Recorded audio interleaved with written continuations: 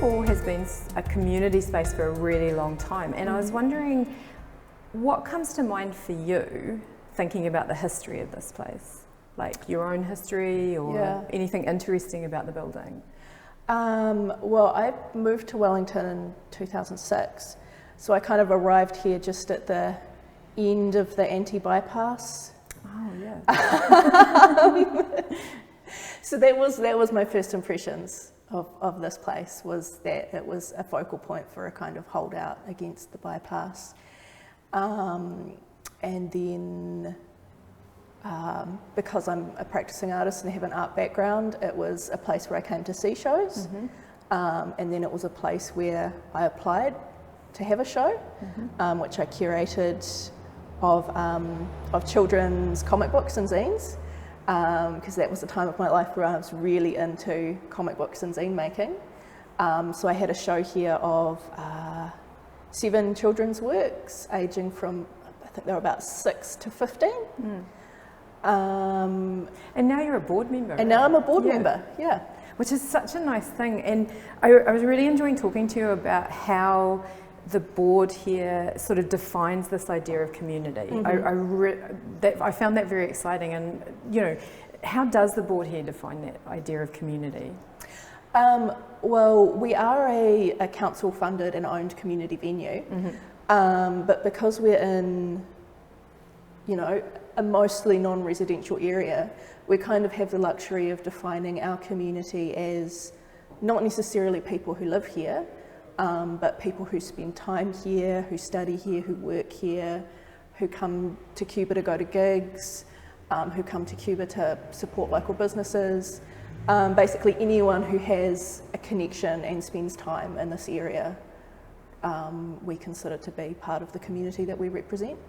And I think, you know, that's what's so interesting, the way that's kind of almost baked into the kaupapa of the gallery. And I wonder, who exhibits here? Like, how are artists selected to exhibit here? Anyone who applies can exhibit here. That's so cool. So we have a completely open applications process. There's a form on the website, which is pretty easy to fill out. There's also physical forms available from our office. And every month at our board meeting, we sit down and we look at all the applications that we've received for the month 6 months in the future. And we just basically pick out 4, because we have a new exhibition coming in every week. And so from that pool of the people who applied that month, we have to choose 4, which is really difficult. And like, I love the way you were talking about some of the factors that you choose for, like trying to get diversity of work, eh? Yeah. Could you talk a little bit about that? I mean, that's the main thing we're after, is variety, and just trying to fully represent people in our community, in our communities.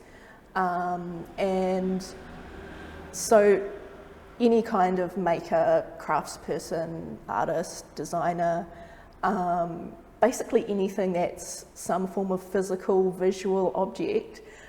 So we like exhibitions by people who not only aren't career artists, but maybe even don't think of themselves as artists. Yeah. And I was just thinking there's a lovely connection with Cosmo Bones exhibition, sort of linking back to your sort of history and zines and stuff. Yeah. And I wonder if you can remember anything about what perhaps stood out about this application. I mean, it was a long time ago. Yeah, but it was a long time ago. I mean, one thing that stood out to us was that there was a pretty cohesive statement that it was works reflecting, you know, lived experience of anxiety. Which when we see something like that in an application, we're thinking, okay, well, that's not a voice that's always heard, but also that's someone who knows how to describe their show in a quick, easy way that's going to get people through the door. Because the board has no curatorial input into the shows at all. We provide advertising, but that's all based on material provided by the artist. So that is one thing we look for in applications, is just having the confidence that this is someone who can fill up the gallery and can get people through the door. Whether that's because of their skills communicating about their work or because they're part of a community that's really engaged. Yeah. Awesome. I'm really interested in the light box outside. Can you tell me about that? So I'm not sure when the light box went in, but it's a glassed. It's not backlit like a light box, but there is illumination inside that front lights it. And for a long time, it was something that we had as an alternate exhibition space that was also just open application. But we found that we weren't getting that many applications for it. So a couple of years ago, we started a project to have a paid part-time curator position for that. Awesome. Yeah. Awesome. Which is basically being able to give someone who wants curatorial experience, preferably people who are students or already, exhibiting artists or involved in other artist collectives or galleries, to give someone a chance to have a year's worth of programming in there. That's completely up to them. Yeah. That sounds amazing. And also the fact that it's paid, because I guess not everyone can afford to do an unpaid internship or something like absolutely that. Not. Yeah. And that's definitely something that the board is not interested in. We are lucky that this community venue is very well used by paid rental users for the upstairs hall, and that we have the council funding available to us, that we can then support people monetarily to fill up the space. Yeah. Awesome. Thank you so much.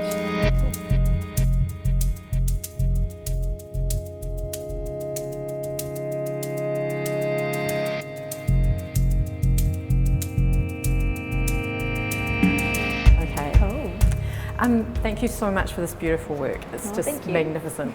I first met your work in zines and postcards and prints. Yeah. And I'm wondering about the shift to putting your work on the wall in an exhibition space. Could you, what was that like?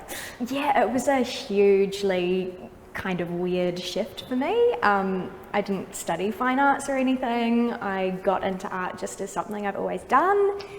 And in terms of the work I make now and the work that I've made since I've been living in Wellington, I started through Zine Fest and through putting things on Instagram and that kind of way of sharing my work with people. So yeah, it was quite strange to decide that I really want to do an exhibition. I think I feel quite disconnected from the world of fine arts. I don't really feel like a fine artist, so I have a bit of imposter syndrome about all of that.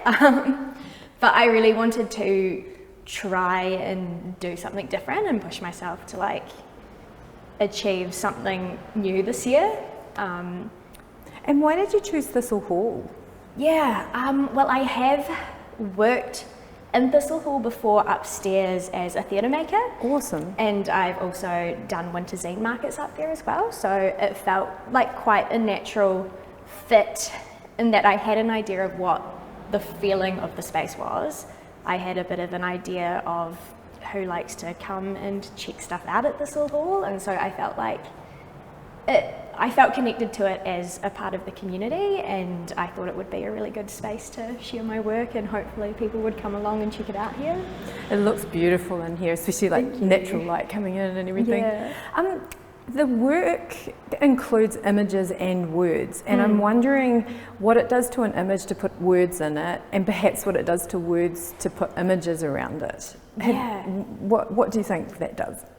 Yeah, it's interesting because it's something I do quite instinctively. I never had a moment where I decided I want to put text with all my drawings, but I think for me it's about wanting to express an idea super efficiently.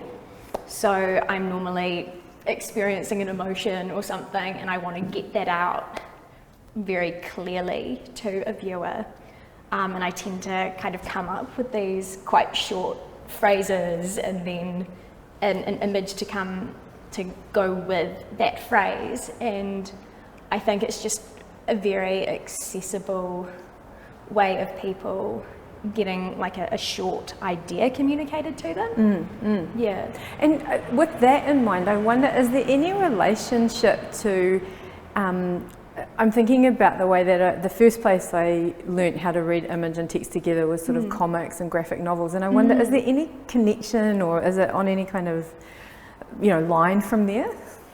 It's not for me, strangely, because I think that's something a lot of people get from my work. And it's something that people have said to me, like, oh, you should do like a graphic novel or comics or something like that. And I think it's really awesome, but it's just not something I don't read a lot of comics or graphic novels. So I can see why people make that connection, but it's not where I've come from with it. That's so cool. I'm wondering about the therapeutic value of art. I'm wondering about, I know as I was walking around, I was feeling this kind of comfort in the work, and, you know, just feeling sort of seen, and I'm just wondering, what is that anything that motivates you, this idea of art as sort of calming or anything like that? Yeah, it's definitely the main motivator for me. I've tried to make work that's not about mental health, and it doesn't happen. I always end up back at the same subject matter. I think for me, it's generally I'm experiencing an emotion or experience that's kind of overwhelming, and I need to find a way of saying something to myself or expressing something to myself. And so I'll make like a quick piece of art about it, and then I'll share that. And what I found when I started doing that is that other people were feeling comforted by it, or relating to it, or feeling like empowered, or that I'd expressed something that was helpful to them. And that was really awesome when I realized there was like a link between me being able to do something that was healing for myself, and that could also help other people. It was like, yay.